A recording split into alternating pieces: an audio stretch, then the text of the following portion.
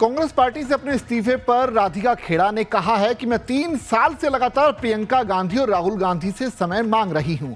उनका ऑफिस हमेशा इधर उधर भेज देता था। न्याय के दौरान भी राहुल गांधी किसी से भी नहीं मिलते थे और वो अपनी यात्रा में 5 मिनट हाथ हिलाते थे और जाकर बैठ जाते थे। वो कार्यकर्ता से नहीं मिलते थे। उनको न्याय यात्रा केवल कहने के लिए ही करनी थी। ये सब आरोप राधिका खेड़ा ने लगाए हैं। आखिर उन्होंने कांग्रेस छोड़ी क्यों और उनका क्या दर्द था कांग्रेस को लेकर, वो आपको सुनाते हैं।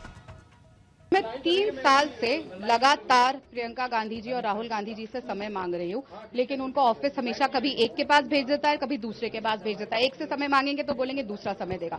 लगातार न्याय यात्रा के दौरान भी मैं छत्तीसगढ़ की मीडिया देख रही थी। न्याय यात्रा के दौरान तब भी न्याय यात्रा की भी मैं इंचार्ज थी वहां की मीडिया की, तब भी राहुल गांधी जी किसी से नहीं मिले। वो आते थे अपने यात्रा में 5 मिनट हाथ हिलाते थे, जाके अपने अंदर ट्रेलर में बैठ जाते थे, कार्यकर्ता से भी नहीं मिलते थे। लगातार मैं वहां पे बोलती रही कि हमें 5 मिनट मुलाकात करा दीजिए। वो किसी से नहीं मिलते थे। उनको सिर्फ न्याय यात्रा कहने के लिए करनी थी। पता नहीं किसकी न्याय थी। वो ज्यादा तो मुझे लग रहा है कि उनको ट्रैवल ब्लॉगर बनने का शौक है और वो ट्रैवल ब्लॉगिंग कर रहे थे वहां आके और किसी से बात नहीं कर रहे थे। तब भी मैंने ये मैटर उठाया था। मैंने तब भी उनके ओएसडी दोनों को, पीएस को ये बात बताई थी कि ऐसा हो रहा है आपकी यात्रा में। सोचिए, न्याय की बात कर रहे हैं पूरे देश को करने को और उन्हीं के पार्टी ऑफिस बेरर के साथ वहां पे अन्याय हो रहा था।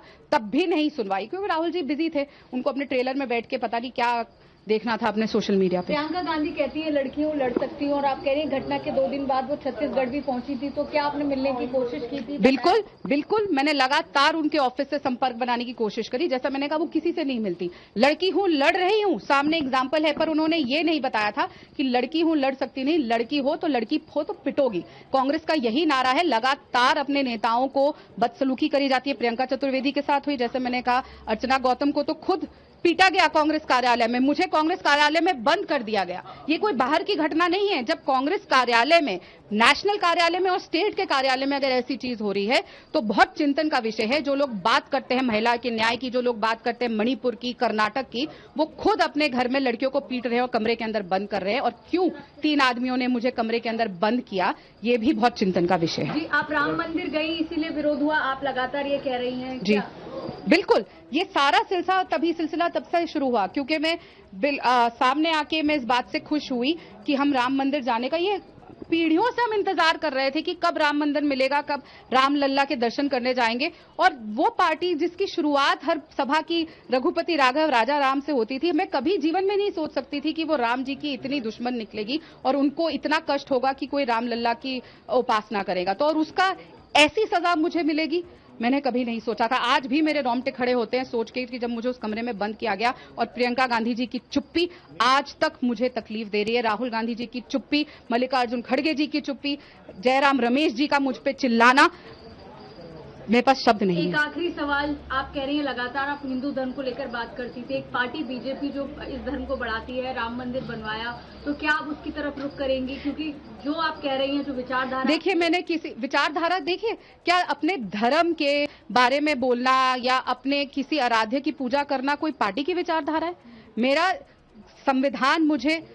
संविधान मुझे ये हक देता है कि मैं किसी भी धर्म को फॉलो करूं, कहीं पे भी जाऊं, कहीं पे भी पूजा करूं।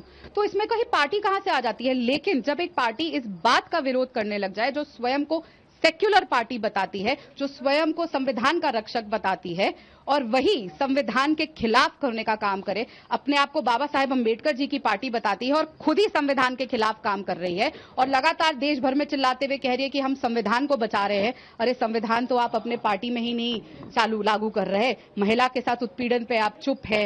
राम मंदिर पे हम जाते हैं तो हमें तड़पाया जाता है, तो ये कौन सा संविधान वो फॉलो कर रहे हैं? असल तौर पे तो संविधान की विरोधी कांग्रेस पार्टी है, महिला के विरोधी कांग्रेस पार्टी है। हर चीज न्याय पत्र कागज से लेके धरातल पर आज तक वो नहीं उतरा है। और मैं फिर बोलती हूं, मैं सवाल पूछती हूं राहुल गांधी जी से, मैं सवाल करती हूं प्रियंका गांधी जी से, मैं सवाल करती हूं खड़गे जी से, मैं सवाल, खैर वो क्या बोलेंगे, वो तो सिर्फ उनके पपेट है। मैं सवाल करती हूं जयराम रमेश से जिस तीव्रता से, जिस जोर जोर से उन्होंने मुझ पे चिल्लाया था कि तुम ये क्या कर रही हो, आज मुझे बताए कि इस बेटी को कब न्याय दिया जाएगा। बीजेपी में रहकर काम करेंगी अब फिर? मैं कोई भी पार्टी ज्वाइन नहीं कर रही, अभी न्याय की लड़ाई है, मैं न्याय की लड़ाई लड़ रही हूं। जैसा मैंने कहा 22 साल में न्याय की आवाज बन के काम करते आई हूं, और जब आज मेरे साथ अन्याय हुआ और मैं चुप बैठ जाऊं क्योंकि संविधान के विरोधी लोग, राम जी के विरोधी लोग और आरक्षण के विरोधी लोग आज मेरी आवाज दबाना चाह रहे हैं, कांग्रेस पार्टी